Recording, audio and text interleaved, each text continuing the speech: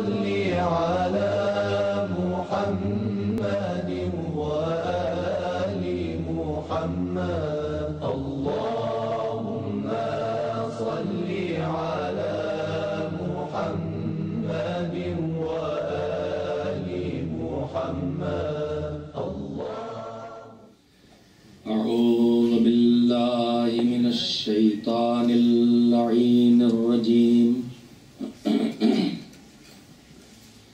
بسم الله الرحمن الرحيم الحمد لله رب العالمين والعاقبة للمتقين والجنة للمؤمنين والنار للملحدين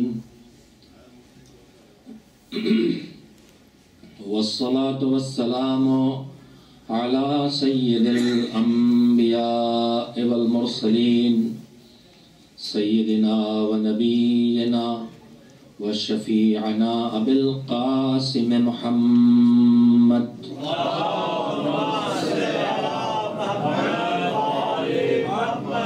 وآل الطيبين الطاهرين المعصومين المظلومين واللعنة الدائمة الباقية على أعدائهم أجمعين من الآن إلى يوم الدين أما بعد فقد قال رسول الله صلى الله عليه وآله وسلم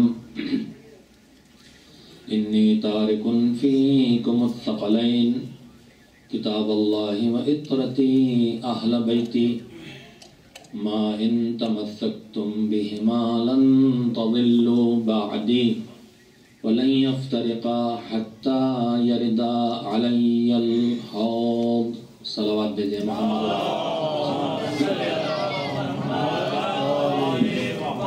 تکبیر اللہ اکبر نعرہ رسالت یا رسول اللہ نعرہ حیدری یا اللہم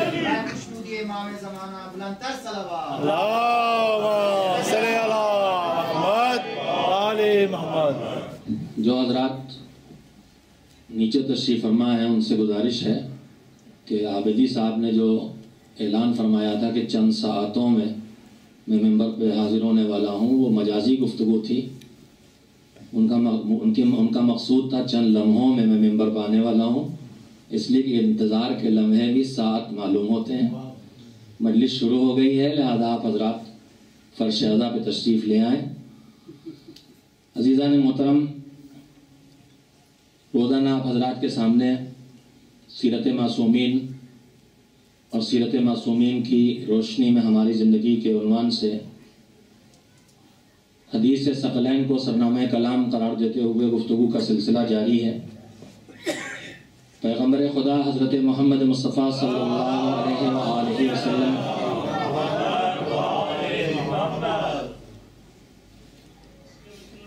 نے اپنی بعثت کے بعد تبلیغ کے جو مراحل گزارے ہیں وہ 3 منزلیں ہیں۔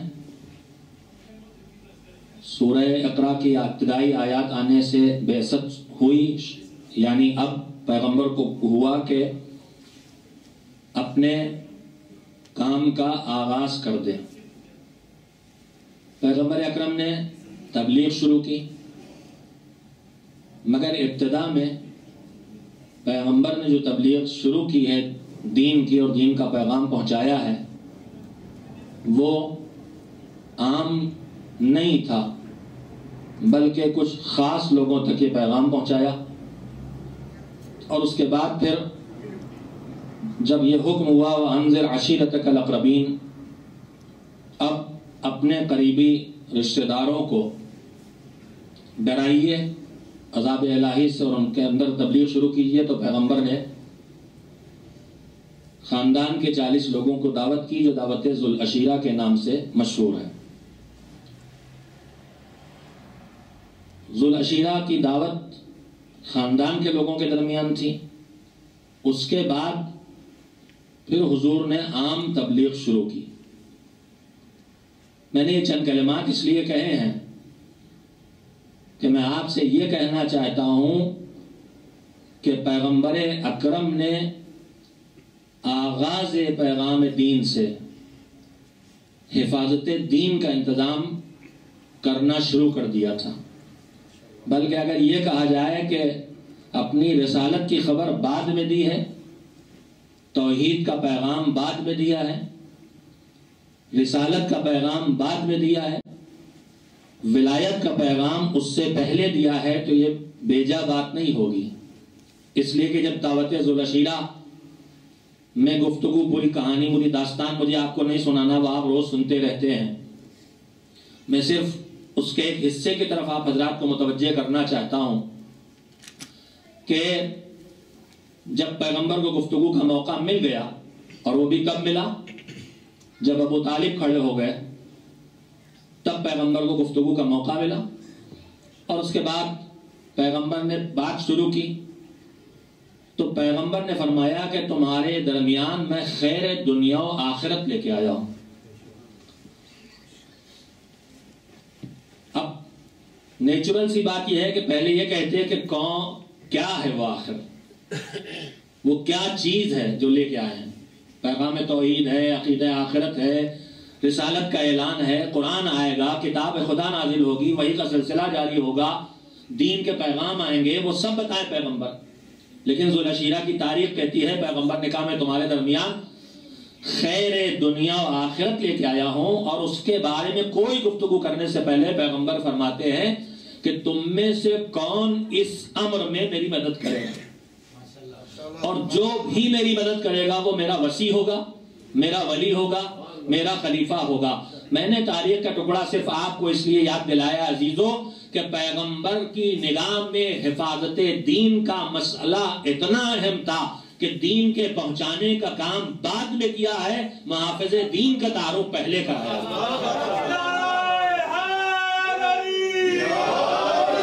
پوری تاریخ آپ کی نگاہوں کے سامنے ہے۔ مولا علی اٹھ کے کھڑے ہوئے اور اس کے بعد پیغمبر نے ان کے پشت مبارک پہ ہاتھ رکھا اور ان کو آپ نے آگے کیا۔ مولا نے اپنی کمسنی کا تذکرہ بھی کیا تھا اور اپنے بدن کی طرف بھی اشارہ کیا تھا کہ مجھ میں کتنی طاقت ہے، اس وقت بچپن ہے میرا، 10-11 سال کی عمر ہے، مگر اسی کمسنی اور اسی کمسنی والی طاقت کو پیغمبر نے قبول کر کے بتا دیا کہ یہ میرا وصی ہے، میرا ولی ہے، بچہ ہے تب بھی یہی۔ تاریخ کے اس ٹکڑے کو میں نے آپ کو اس لیے یاد دلایا کہ یہ محسوس کر سکیں کہ الہی نظام میں جتنی اہمیت دین کے پیغام کے پہنچانے کی ہے، کم از کم اتنی ہی اہمیت حفاظت دین کی بھی ہے۔ اس لیے کہ توحید یا رسالت یا قیامت کا عقیدہ پہنچے اور اس کے حفاظت کا انتظام نہ ہو تو وہ رہے گا کہاں؟ قربانیاں بھی دی جائیں، تکلیفیں بھی اٹھائی جائیں اور باقی نہ رہ جائے۔ اس لیے پیغمبر نے تبلیغ کے پہلے مرحلے میں جہاں لوگوں کے سامنے آ کے تبلیغ شروع کی ہے، وہاں پر سب سے پہلے حفاظت کا انتظام کیا دین کی، اور وہ ولایت اور وصایت کے اعلان کی شکل میں۔ میرے مربی میں ان کے باتیں بھی آپ کے سامنے دہراتا رہتا ہوں، کبھی ان کا نام لیتا ہوں، کبھی نام نہیں بھی لیتا ہوں۔ مولانا سید غلام عسکری اللہ مقامہ جو پوری قوم کے مربی تھے ہندوستان میں، ان کی ایک بات اس موقع پہ میں ہمیشہ دہراتا ہوں، ان کی چھپی ہوئی کتاب مجلسوں کی موجود ہے، اس میں بھی مکتوب ہے لیکن میں اپنے نوجوانوں کے لیے منتقل کر رہا ہوں کہ جب اس تاریخ کے حصے پہ نگاہ ڈالیں، ہمارے درمیان ایک بحث یہ ہے کہ سب سے پہلے اسلام کون لایا، سب سے پہلے اسلام کون لایا، پھر اس میں کیٹیگریز بنائی گئیں، عورتوں میں یہ اور بوڑھوں میں یہ اور بچوں میں یہ۔ وہ اس سلسلے میں ایک بات انتہائی قابل توجہ، کہا حیات پیغمبر میں جب تبلیغ کا آغاز ہوا ہے تو اس کے 3 مرحلے تبلیغ کے دکھائی دیتے ہیں۔ ذوالعشیرہ تبلیغ کی پہلی منزل نہیں ہے، پہلے پیغمبر نے تقریباً 3 سال چھپ چھپ کے تبلیغ کی۔ اب جو کھل کے تبلیغ کا حکم ہوا، وَأَنذِرْ عَشِيرَتَكَ الْأَقْرَبِينَ، تو اپنے خاندان والوں کو بلایا، فیملی والوں کو بلایا، کنبے والوں کو بلایا، جسے ہم اردو میں کہتے ہیں گھرانے والوں کو بلایا۔ اگر آج اس لفظ کی طرف متوجہ ہوں گے تو پوری بات کی لذت اور لطف کو محسوس کریں گے، لطافت کو محسوس کریں گے۔ تو ذوالعشیرہ میں جو تبلیغ ہوئی ہے وہ گھرانے میں تبلیغ ہوئی ہے۔ اس گھرانے سے نکل کے، خاندان کے دائرے سے نکل کے پھر سارے عام مسلمانوں میں تبلیغ ہوئی ہے. تو ایک مرحلہ تبلیغ ذوالعشیرہ کے گھرانے کی تبلیغ کے بعد ہے، اور یہ پہلا مرحلہ نہیں، اس سے پہلے ایک اور تبلیغ ہے. تو گھرانے سے چھوٹی جگہ کون سی ہے؟ گھرانے کا مطلب چچا کا گھر بھی، ماموں کا گھر بھی، پورا کنبہ، پورا خاندان یہ گھرانہ کہلاتا ہے. یہ میرا گھرانہ ہے، اور اس کے بعد میں کہتا ہوں اور اس میں یہ میرا گھر ہے. تو تبلیغ کے ہیں 3 مرحلے. ایک ہے گھر میں تبلیغ، دوسرے ہے گھرانے میں تبلیغ، تیسرے ہے عام مسلمانوں میں تبلیغ. میرے عزیزوں، اگر ڈھونڈنا ہے کہ پہلا مسلمان کہاں ہے تو اسے کہاں ڈھونڈنا چاہیے؟ جہاں سب سے پہلے تبلیغ شروع ہوئی ہے. تو پہلا مسلمان نہ عام مسلمانوں ملے گا نہ گھرانے میں ملے گا. پہلا مسلمان تو پیغمبر کے گھر میں ملے گا. اس سے باہر ڈھونڈنا بیکار.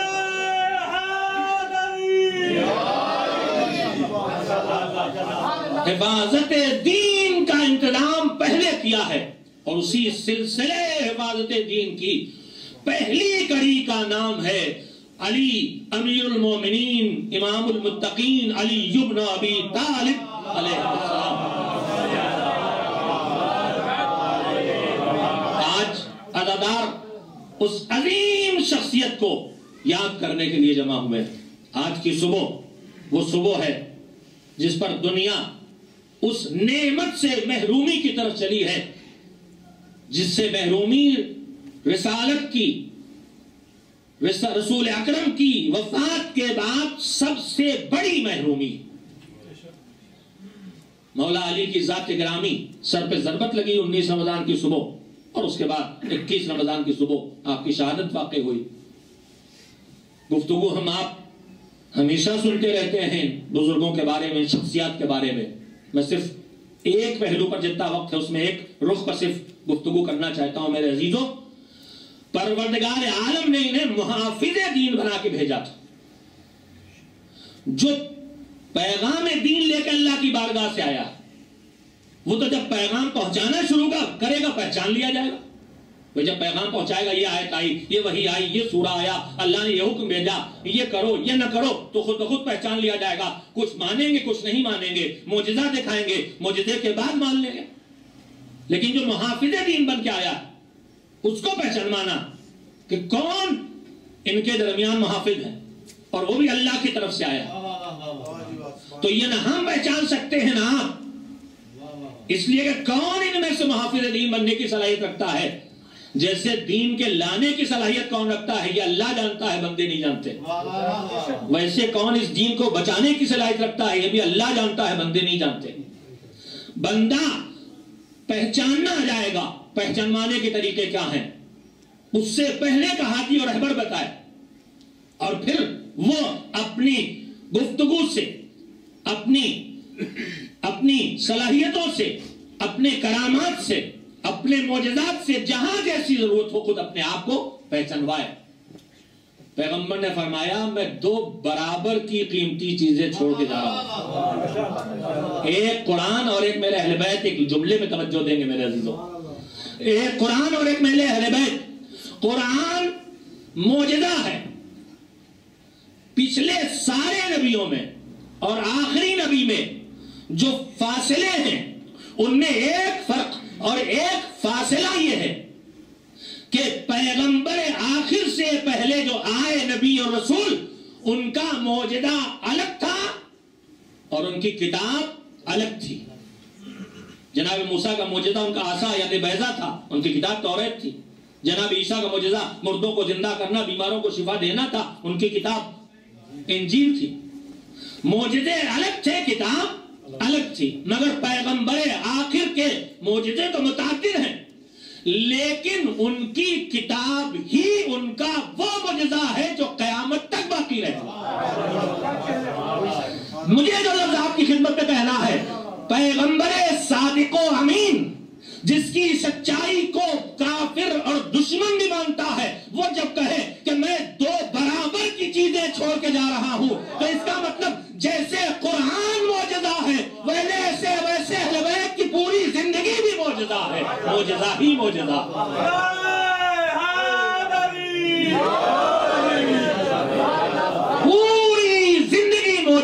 معجزہ ہے تو کہاں گفتگو ہو سکتی ہے؟ پوری زندگی کے جس پہلو پہ نظر ڈالیے وہ زندگی کا وہ حصہ ہی معجزہ نظر آتا ہے. ساری رات عبادتیں دیکھ کے سوچئے اب اور کیا کیا ہوگا. ہم آپ تھوڑا سی کسی رخ پہ چلے جاتے ہیں کسی کام میں, کچھ کو عبادت کا شوق ہو گیا تو مصلی سے اتنا پکڑ نزدیک ہو جاتے ہیں کہ اب موقع نہیں ملتا ہے کہ کچھ بندگان خدا کی خدمت کریں. قرآن سے وابستہ دعائیں پڑھ رہے ہیں, نماز پڑھ رہے ہیں, یہ کر رہے ہیں, وہ کر رہے ہیں. اب ان کے پاس وقت نہیں ہے کہ اسپتالوں میں جا کے بیماروں کی خبر لیں یا کسی غریب کی مدد کریں. دوسری طرف ہم اپنے درمیان ایسے تمام لوگ دیکھتے ہیں, سوشل ورکرز خدمت خلق میں لگے ہوئے, غریبوں کی مدد بھی ہے, دین کا کام بھی ہے, بیماروں کی خدمت بھی ہے, پڑھے لکھے لوگوں کے درمیان دین کا پیغام بھی پہنچانا, جاہلوں کو علم سے بھی آراستہ کرنا, سارا سوشل ورک ہو رہا. لیکن یہ ادھر لگ جاتے ہیں تو ادھر سے کم ہو جاتے ہیں. نماز ہو رہی ہے مصلی سے غائب ہے, مجلس ہو رہی ہے فرش ادا سے غائب ہے, میٹنگ چل رہی ہے, اس وقت نہیں چل رہی, فصل بعد لے جاؤں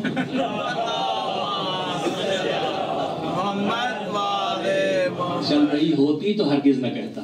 ایک صلوات اور بھیجیں. ہم سب کی زندگی میں ہم لوگ دینی تعلیم حاصل کر کے کار دین میں لگ جاتے ہیں. مدرسے میں پڑھانا, مجلس پڑھنا, تبلیغ کرنا, نماز پڑھانے جانا, مومنین درمیان پیغام دین پہنچانا, ہم زندگی کے دوسرے حصوں سے پیچھے ہو جاتے ہیں. تو ہم انسانوں کی کمزوری یہ ہے کہ اسی ایک کام میں لگتے ہیں. کوئی بزنس میں لگ گیا تو بچوں کی فرصت نہیں اس کے پاس. ہم سب اپنوں کو دیکھ لیں, ہماری سب کی زندگی ہماری ذرا علاقائی زبان میں ایکانگی زندگی ہے. ایکانگی سمجھتے ہیں؟ نہیں سمجھتے. دو پیروں پہ جو آدمی کھڑا ہو, نماز کی تہذیب ہی سکھائی گئی ہے دونوں پیروں پہ برابر لوڈ لے کے کھڑے ہو. ہم میں سے اکثر ایک پیر پہ کھڑے ہوتے ہیں, اس سے بھی بیماریاں آتی ہیں. کبھی کمر ٹیڑھی ہو جاتی ہے, کبھی گھٹنا ٹیڑھا ہو جاتا ہے. میرے دونوں ٹیڑھے ہیں. مذہب کہتا ہے دونوں پر برابر لوڈ لو. احکام خدا کی اگر اتنی سی پابندی کرے تو نہ جانے کتنی بڑی بڑی مشکلوں سے بچتے رہیں گے, ہمیں تو پتہ بھی نہیں چلے گا. اب اگر کوئی ایک پیر پہ کھڑا ہو, ایک پہ کم لوڈ دے تو ہم کہیں گے یہ کنگا کھڑا ہے. تو ہم سب کی کنگی زندگی. کوئی کاروبار میں لگ گیا, بچوں کو بھول گیا. کوئی بچوں کی خدمت میں لگ گیا, بیگم کی مزاج پرسی میں لگ گیا. اس سے زیادہ کا لفظ بولنا مناسب نہیں ہے. تو کاروبار بیٹھا جا رہا ہے. کوئی بیگم بیوی بچوں اور کاروبار میں اتنا لگا ہے کہ مسجد چھوٹی جا رہی. کوئی مسجد میں لگا ہوا ہے تو گھر چھوٹا جا رہا. ہمارے یہاں کہیں بیلنس نہیں ہے. ہم تھوڑا تھوڑا سے کچھ کرتے ہیں تو ہم بیلنس کھو دیتے ہیں میرے عزیزوں. مگر یہ ان کی زندگی کا معجزہ نہیں ہے تو کیا ہے کہ جس گھر سے ساری رات تکبیروں کی آوازیں آتی ہیں, جب دن ہوتا ہے تو صبح سے شام تک یہ کھیتوں میں پھاڑا چلاتے دکھائی دیتے ہیں.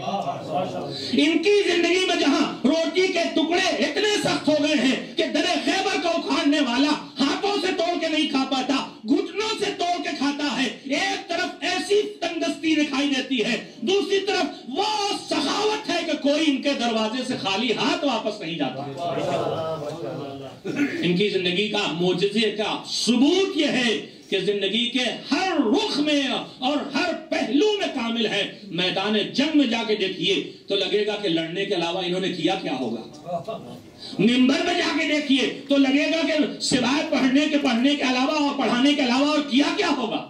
مصلی پہ دیکھیے تو لگے گا بس نماز ہی پڑھی ہوگی. آپ ان کی سیرت کے چیپٹرز کو الگ الگ پڑھنا شروع کیجئے, خالی عبادت پڑھیے تو لگے گا اور کچھ نہ کیا ہوگا. پھر دیکھیے کہ خدمت مردم کیسے کی لوگوں کی. راتوں کو نمازیں بھی ہو رہی ہیں اور 40 گھرانوں کو راتوں میں پیٹ پر روٹی کی بوریاں لاد کے 40 فیملیز بھی پالی جا رہی ہیں. ان کے جس کام کو دیکھیے لگتا ہے کہ یہی اس کے علاوہ کچھ نہ ہوگا. یا تو بس نماز پڑھی ہوگی, یا بس روزے رکھے ہوں گے, یا بس بہادری کے تیور دکھائے ہوں گے میدان جنگ میں. مگر یہ ان کی زندگی کا معجزہ ہے کہ ہم سب مل کے بھی جو الگ ایک ساتھ پوری قوم جو کاموں کو ٹھیک سے نہیں کر پاتی ہے, یہ ایک اکیلے پوری امت کے لیے وہ سارے فرائض انجام دیتے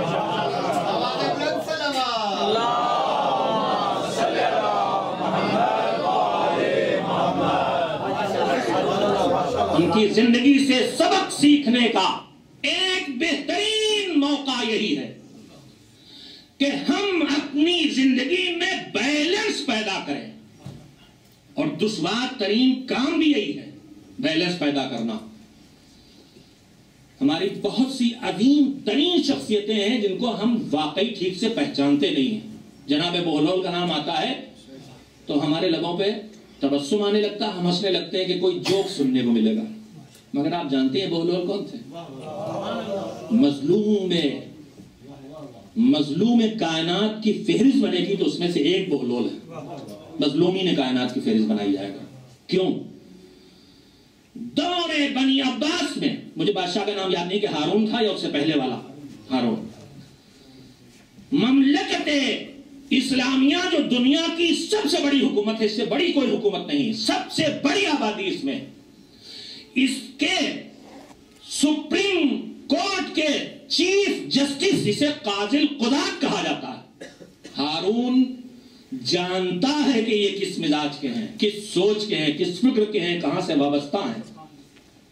مگر ایک محاورہ اردو کا اگرچہ یہاں کے لیے نہیں لیکن ہے ملتا جلتا، جادو وہی تو ہے جو سر چڑھ کے بولے۔ معلوم ہے کہ کون ہے، لیکن اتنی بڑی شخصیت ہے، اتنی علمی حیثیت ہے کہ جانتا ہے کس سے وابستہ ہے، لیکن پھر بھی مجبور ہے کہ تمہیں قاضی القضات بننا پڑے گا۔ ہارون نے قاضی القضات، chief justice of supreme court, ہمارے پاکستانی انڈین اسٹائل میں، یہاں تو مجھے نہیں پتا کیا ہے، یہاں ہر کورٹ میں چیف جسٹس ہوتا ہے، کچھ اس ٹائپ کا بھی ہے تھوڑا بہت، یعنی پورے ملک میں ایک ہوتا ہے بس، اس کی آفر ہے، امام کے پاس لکھ کے بھیجا۔ روایت کہتی ہے کہ امام کی طرف سے سلپ آئی چھوٹی سے، دیکھا، امام سے پوچھا تھا کیا کرنا ہے مجھے، امام نے صرف ایک لفظ لکھا تھا، جن، دیوانگی اختیار کر لو۔ پوری اس وقت کی مملکت اسلامیہ میں جو عالم ترین انسان تھا وہ ایک دیوانہ کہلایا، کیا ظلم کے علاوہ کیا ہے میرے چیز۔ مگر اس وقت بھی ان کے ہر عمل میں کوئی نہ کوئی پیغام ہوتا تھا۔ میں نے اس وقت کیا گفتگو شروع کی آپ کی خدمت میں کہ معصومین علیہ السلام کی زندگی میں معجزہ ہی معجزہ ہے ان کی زندگی، ہم تو اس میں معجزہ ڈھونڈتے پڑتے ہیں۔ قالین کو شیر بنایا تو معجزہ سمجھتے ہیں، اور روٹی جادوگر ہٹا رہا تھا تو شیر جو قالین کا بنا اس جادوگر کو کھا لیا، تب ہم اسے معجزہ سمجھتے ہیں۔ ہم چند چھوٹے چھوٹے واقعات کو معجزہ سمجھتے ہیں، ان کی زندگی کے بڑے بڑے معجزے تو یہ ہیں کہ کوئی سال دروازے سے خالی نہیں جاتا، 3 دن کے فاقے گزرتے ہیں، راتوں کو رات بھر تکبیروں کی آوازیں آتی ہیں، صبح کھیتوں میں کام کرتے ہوئے دکھائی دیتے ہیں، برستے ہوئے تیروں میں مسلح بچھا دیتے ہیں تو کھچی ہوئی تلواروں میں ٹھاٹ سے چادر تان کے سو جاتے ہیں۔ ذات امیر المومنین پہ بآواز بلند صلوات۔ بیلنس لائف، متوازن زندگی۔ تھوڑی اردو مضبوط کرتے رہے، میں نے اسی لیے انگلش بھی بول دی اور اردو بھی بول دی۔ کیا بات، متوازن زندگی بسر کرنے کا سبق ہمیں اپنے ائمہ سے سیکھنا ہے کہ ایک رخ زندگی میں بڑھنے نہ پائے۔ گھر ٹوٹنے کے اسباب میں یہ بھی ہوتا ہے، کوئی ادھر افراطی بن گیا، کوئی ادھر تفریطی بن گیا۔ ایک مذہب کے اس کنارے پہ کھڑے ہو گئے، بس امام زمانہ کا ظہور، ہم تلوار لیے کھڑے، اور ایک بے دینی کو اس کنارے پہ چلے گئے کہ امام زمانہ کیا، ہمیں تو قیامت کے بھی آنے کا خیال نہیں۔ بیلنس ہمارا چلا جاتا ہے، بیلنس ہماری زندگی کا چھین جاتا ہے۔ خدمت خلق میں لگے تو مسلح چھوٹ گیا، مسلح پہ آئے تو فرش ادا چھوٹ گیا، فرش ادا پہ آئے تو مسلح بجھتا ہے تو بھاگ جاتے۔ دیکھیں میں ڈرتا ورتا نہیں ہوں، زیادہ زیادہ آپ پٹائی کر دیں گے نا میری، وہ شہادت ہو جائے گی میری، میں تو انتظار میں ہوں کہ مجھے وہ نصیب ہو جائے۔ میں یہ نہیں چاہتا ہوں کہ اپنے بھائیوں کے ہاتھوں سے نصیب ہو۔ تو میرے عزیزوں، بیلنس نہیں کھونا چاہیے۔ علی کے ہر غلام کے سینے پر اگر ماتم کا داغ ہو تو پیشانی پر سجدے کا نشان ہو۔ علی کے ہر غلام کے ہاتھ اگر ماتم کے لیے دونوں سینے پر پڑتے ہیں تو یہی دونوں ہاتھ تکبیر کے لیے اٹھتے ہوئے دکھائی دیں۔ علی کا غلام جذبے اور جوش میں اگر اپنے سر پہ تلوار مار لیتا ہے بے حد جذباتی بن کے، تو اسے سوچنا چاہیے کہ علی کا سر تو سجدے میں تھا جب اس پہ تلوار پڑی تھی۔ بیلنس ہماری زندگی کا نہیں کھونا چاہیے۔ معصومین کی زندگی کا ایک پیغام، اور یہ مشکل کام میرے عزیزو، جذبات پہ کنٹرول کرنا پڑے گا، ماحول کے خلاف لڑنا پڑے گا، رسم و رواج کو توڑنا پڑے گا، اپنے نفس کے خلاف اٹھ کے کھڑا ہونا پڑے گا، تب زندگی بیلنس ہو پائے گی۔ عادتوں کو بدلنا پڑے گا، مشکل ترین کام ہے عادتوں کو بدلنا اور زندگی کو بیلنس بنانا، جو معصومین کی زندگی کا ایک معجزاتی پہلو ہے کہ اتنا بیلنس کہ کسی طرف کوئی حق تلفی نہیں ہوتی، ہر طرف برابر سے حق ادا ہو رہا ہے۔ نہ اللہ کے حق کی ادائیگی میں کوئی کمی آتی ہے، نہ بندوں کے حق کی ادائیگی میں کوئی کمی آتی ہے، نہ گھر والوں کی پرورش میں کوئی کمی آتی ہے، نہ باہر والوں کے اوپر توجہ دینے میں کوئی کمی آتی ہے، نہ میدان جنگ میں تلوار کے جوہر دکھانے میں کوئی کمی آتی ہے، نہ قلم پڑھ کے کر کے سلونامہ لکھ کے حفاظت دین کے پیغام کے پہنچانے میں کوئی کمی آتی ہے۔ اتنی بیلنس زندگی جن کے سردار امام اور ابو الائمہ اور افضل الائمہ مولا کائنات امیر المومنین حضرت علی بن ابی طالب علیہ السلام،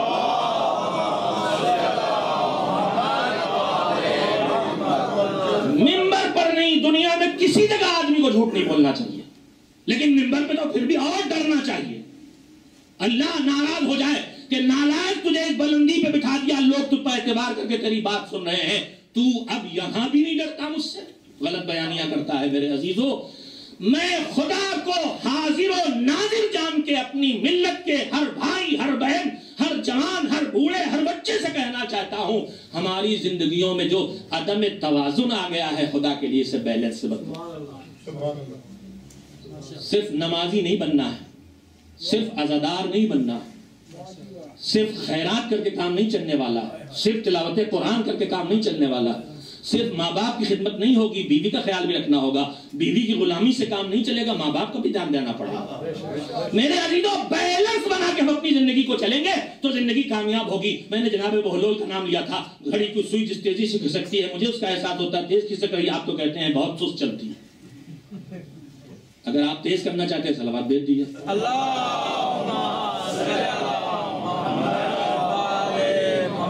ہمارے بھائی سمجھ رہے ہیں پانی پینے سے قوت گھٹ جائے گی، اور بہتر صلوات بھیج دینا۔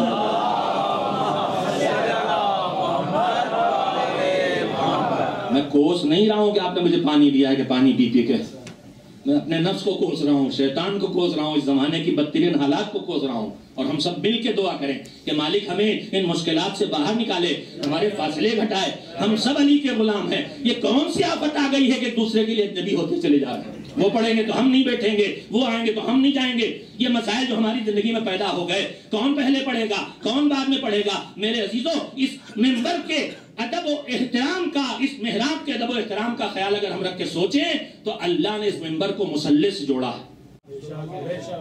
اگر مذہب کے احکام میں کہیں دکھائی دیتا ہے ایک ساتھ جڑا ہوا تو جمعے کی محراب اور جمعے کا منبر ہے۔ مصلی کے لیے، جمعے کی امامت کے لیے کون کھڑا ہوگا؟ جو خطبہ جمعہ دے گا۔ تو خطبہ جمعہ کون دے گا؟ جو مصلی پہ کھڑے ہونے کے لائق ہوگا۔ کم سے کم اتنا کردار ہمارے درمیان پیدا ہو جانا چاہیے کہ ممبر کی بلندی پہ آئیں تو مصلی پہ کھڑے ہونے کے لائق اپنے کو بنا چکے ہوں۔ عصمت نہیں پیدا ہو سکتی، لیکن کم سے کم عدالت تو پیدا کرنا ہوگی، صداقت و امانت تو پیدا کرنا ہوگی۔ میرے عزیزو، بیلنس کرنا بڑا مشکل کام ہے۔ میں نے بہلول کا ذکر کیا ہے، لہذا بات کو پورا ضرور کروں گا۔ ایک مرتبہ جناب بہلول عالم وقت ہیں، میں اگر کہوں عالم وقت ہیں میں تحریم کے اصحاب میں تو غلط نہ ہو شاید۔ عالم وقت ہے، پیغام دین پہنچانے کے وہ راستے اپنائے ہیں جو جنون کے ساتھ میل بھی کھائیں، سمجھداروں تک پیغام بھی پہنچ جائے۔ حکم امام سے دیوانگی، وہ دیوانگی جو ہوش مندوں کی ہوش مندی سے بھی زیادہ آگے۔ لٹھا سمجھتے ہیں جس کا پیغامہ بنتا وہ نہیں، لکڑی کا لٹھا، جو لکڑی کاٹ کے پہاڑوں میں ڈال دی جاتی ہے، اوپر دریا بہا کے نیچے لے آتا ہے، کشمیر میں فری میں ٹرانسپورٹ ہوتا ہے۔ میں نے آپ کے یہاں دیکھا ہے، آپ پتہ نہیں جانتے ہیں کہ نہیں، اوپر سے دریا بہتے ہیں، وہی جنگل ہوتے ہیں، کاٹ کے ڈال دیا، اس پہ اپنی اپنی علامتیں بنا دی اور نیچے کھڑے ہو گئے، پانی بہا کے لے آئے، پکڑ لیا۔ پھر لٹھا جسے شہتیر بھی کہتے ہیں، چھتوں میں جو لکڑی کے بیم پڑتے ہیں، یہاں تو لوہے کے پڑے ہوئے ہیں ریلوے لائن والے، ہمارے یہاں ریلوے لائن چرا کے ڈالے جاتے ہیں۔ اچھا کرتے ہیں ورنہ ریلے پلٹیں گی، پرانا ہونے سے پہلے کاٹ لے جاتے ہیں، نیا لگ جاتا ہے، جان بچانے کے لیے کرتے ہیں۔ تو وہ بیم لکڑی کا، شہتیر، دھنی، لٹھا زمین پہ پڑا ہوا تھا۔ پرانے زمانے میں آپ سے کچھ زیادہ پرانا ورانا نہیں ہوں، پرانا زمانہ کہوں تو آپ سمجھے پتہ نہیں کس صدی کے ہیں۔ میں یو ایس گیا کئی برس پہلے، لے گئے اپنے آثار قدیمہ دکھلانے، وہاں کیا کیا رکھا کر لگی انگیٹھی، اس میں کوئلہ جلا کے ہمیں باپ دادا کھانا پکاتے تھے۔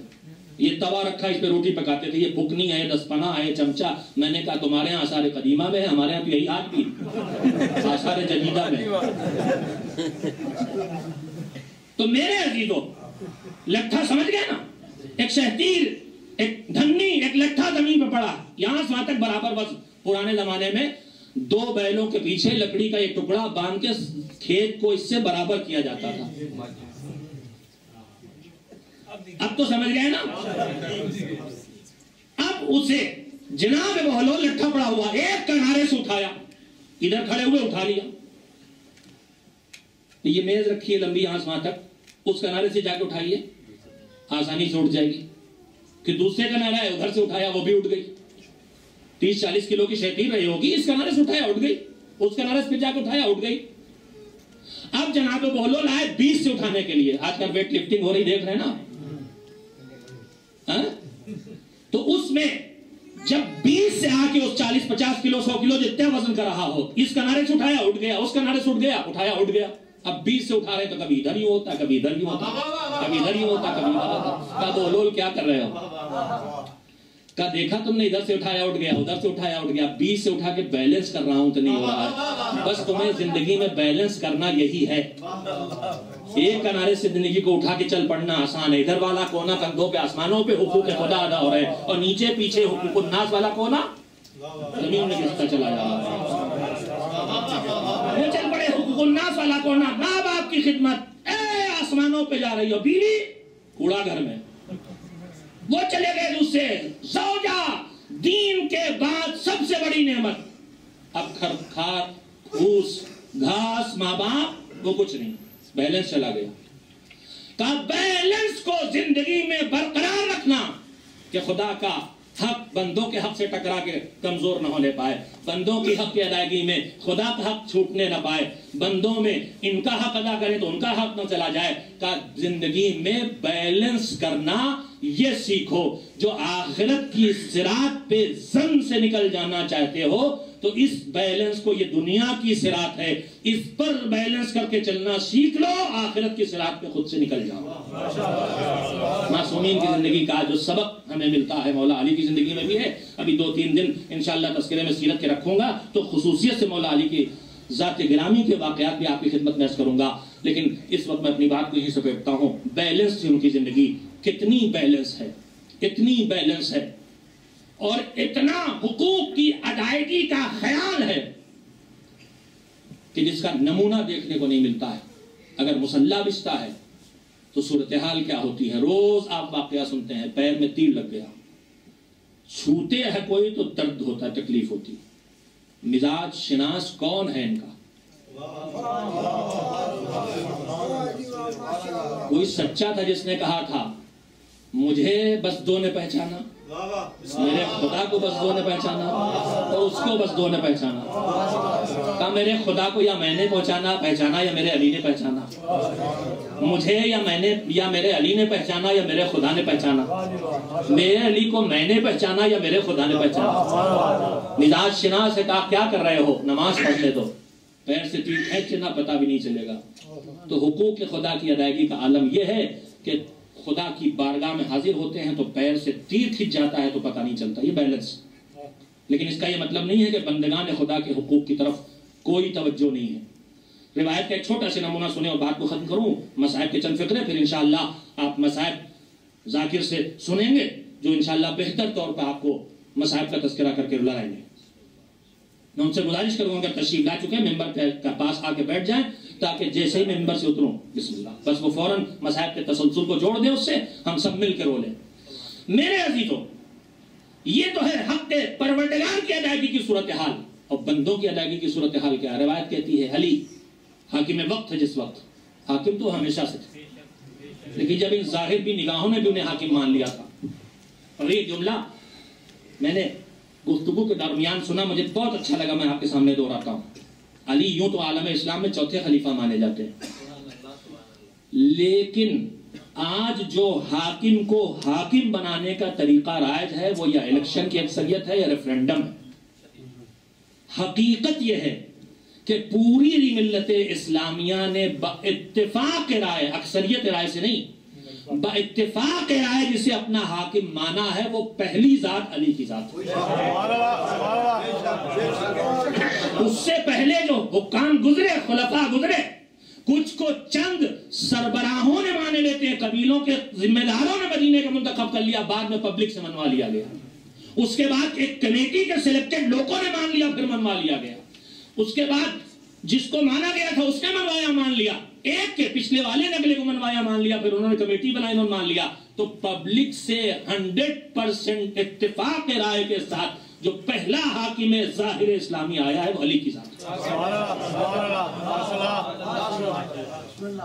اگر اسی اصول پہ بھی طے کیا جائے تب بھی میں تو کہوں گا وہی ہوتے ہیں پہلے خلیفہ، جس کو پورا عالم اسلام مانتا ہے، ایک ایک مسلمان مانتا ہے، کوئی اختلاف نہیں کرتا، فرقوں میں بھی اختلاف نہیں، اس وقت کے افراد میں بھی اختلاف نہیں، ایک یہی ایک ذات ہے جس کو پورا عالم اسلام مانتا ہے۔ تو یہ معنی میں تو بہرحال ہے۔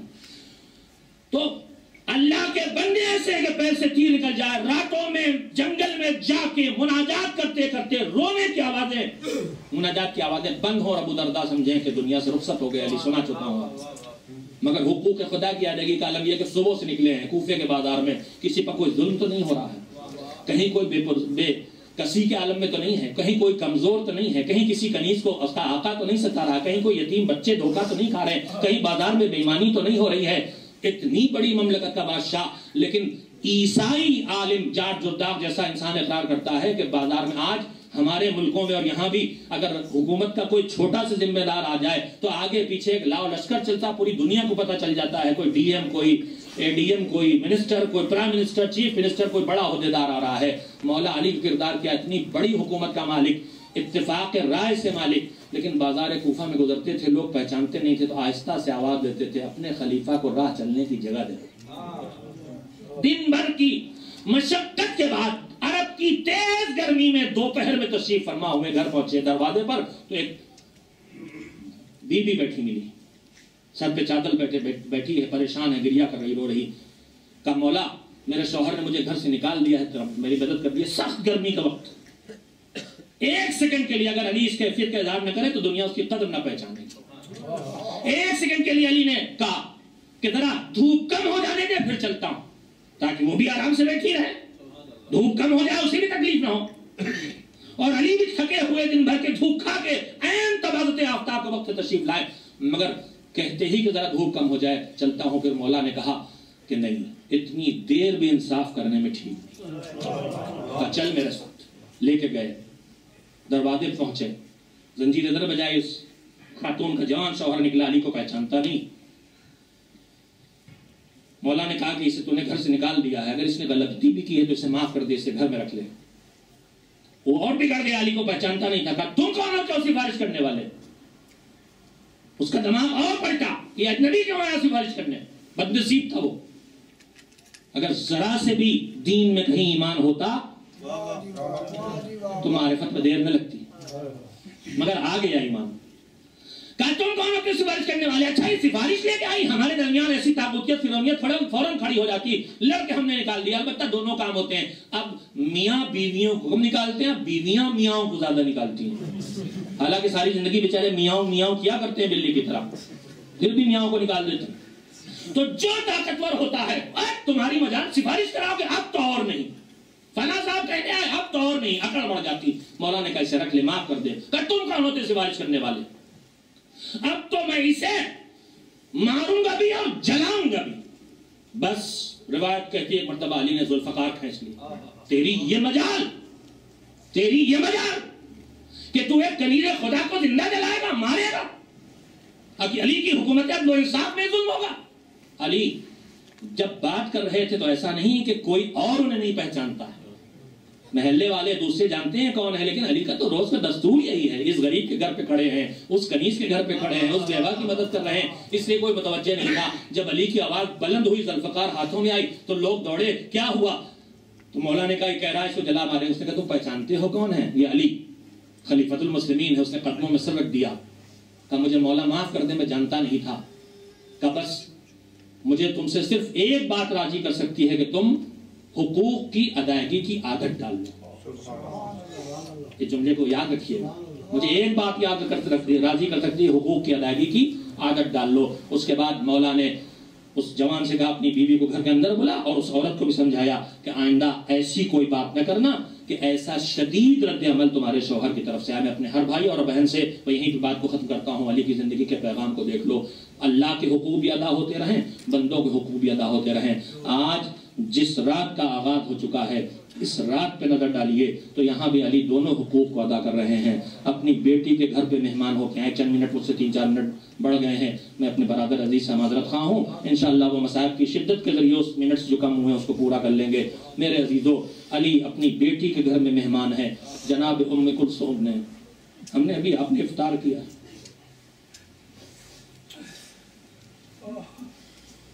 میں بہت سے لوگوں کو جانتا ہوں جو کہتے ہیں کہ گھر پہ ہم اپنی مرضی کی زیادہ چیزیں پکوا لیتے ہیں، اس لیے نماز پڑھ کے گھر جلدی سے چلے جاتے ہیں، مگر آپ کے مولا کے مزاج کیا ہے؟ بیٹی نے گھر پہ باپ آئے، 2 چیزیں لا کے رکھ دی روٹی کے ساتھ، نمک اور دودھ لا کے رکھ دیا۔ علی نے کہا نہیں بیٹا، کبھی تم نے اپنے باپ کو روٹی کے ساتھ 2 چیزیں کھاتے دیکھا ہے؟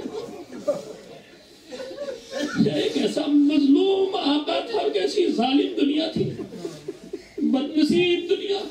کہا بیٹا کبھی 2 چیزیں کھاتے دیکھا ہے؟ کہا ہاتھ بڑھایا بیٹی نے کہ آج سب کو پتا ہے آج میرے بابا کی آخری رات ہے۔ ایک مرتبہ دودھ نمک کی طرف ہاتھ بڑھایا، جناب ام کلثوم نے کہ نمک کو اٹھا لے، مگر ہاتھ رکھا بیٹا دودھ اٹھا لو، مجھے نمک کے ساتھ روٹی کھانا ہے۔ رات اس عالم میں گزری ہے کہ کبھی رات کو مصلے پہ جا کے دعا اور مناجات ہو رہی ہے، نماز اور عبادت ہو رہی ہے، اور کبھی علی اتنے بے چین ہے کہ حجرے سے باہر نکل کے آسمان پہ نگاہ ڈالتے ہیں، کتنی دیر رہ گئی بارگاہ الہی میں حاضری میں، کتنی دیر رہ گئی بارگاہ الہی میں حاضری میں۔ عبادتوں کو انجام دیتے ہوئے علی نکلے، دروازے پہ پہنچے ہیں، گھر میں پلی ہوئی مرغابیوں نے ایک مرتبہ علی کے پشت پہ نوحہ شروع کر دیا، لباس کو چونچ سے پکڑ کے علی کو روکنے کی کوشش کی۔ کیسا مہربان انسان ہے، کسی باپ کے سینے میں بھی ایسا دل نہیں ہوتا۔ پلٹ کے کہا یہ مرغابیاں اگر ان کا خیال رکھ سکو تو انہیں پالنا، اور اگر انہیں دانے پانی کا انتظام نہ کر سکو تو آزاد کر دینا۔ میں کہوں گا میرے مولا آپ کے سینے میں کتنا مہربان دل ہے، آپ پرندوں کو بھی بھوکا پیاسا رکھنے پہ راضی نہیں ہے، مگر کربلا میں آپ کے گود کے بالے اور ننھے ننھے بچے بھوکے اور پیاسے ہیں، سوکھے گلے پہ خنجر چلایا جا رہا ہے۔ حقوق کو ادا کرتے ہوئے علی پہنچے، اٹھو نماز کے لیے، اٹھو نماز کے لیے، اٹھو نماز کے لیے۔ اپنے قاتل کو بھی جگایا، بندگان خدا کا حق ادا ہو رہا ہے، چاہے وہ دشمن خدا ہو علی ہو، اور ادھر جا کے حق اللہ کی ادائیگی شروع کی۔ پیشانی سجدے کی طرف جا رہی ہے، ابن ملجم کا وار پڑا، سر 2 پارا ہوا، خون کا فوارہ ابلا، خاک اٹھا کے مٹھی میں پیشانی کے زخم بھری، آیت پڑھی اسی سے پیدا کیے گئے اسی میں واپس جانا ہے۔ آسمان سے منادی کی ندا آئی، ارے علی مرتضی مارے گئے، وسیع مصطفیٰ مارے گئے، نبی کا جانشین قتل ہو گیا، واللہ لقد تہدمت ارکان الہدی وَسَيَعْلَمُ الَّذِينَ ظَلَمُوا أَيَّ مُنْقَلَبٍ يَنْقَلِبُونَ أَلَا لَعْنَةُ اللَّهِ عَلَى الْقَوْمِ الظَّالِمِينَ اللهم تقبل منا إنك أنت السميع العليم.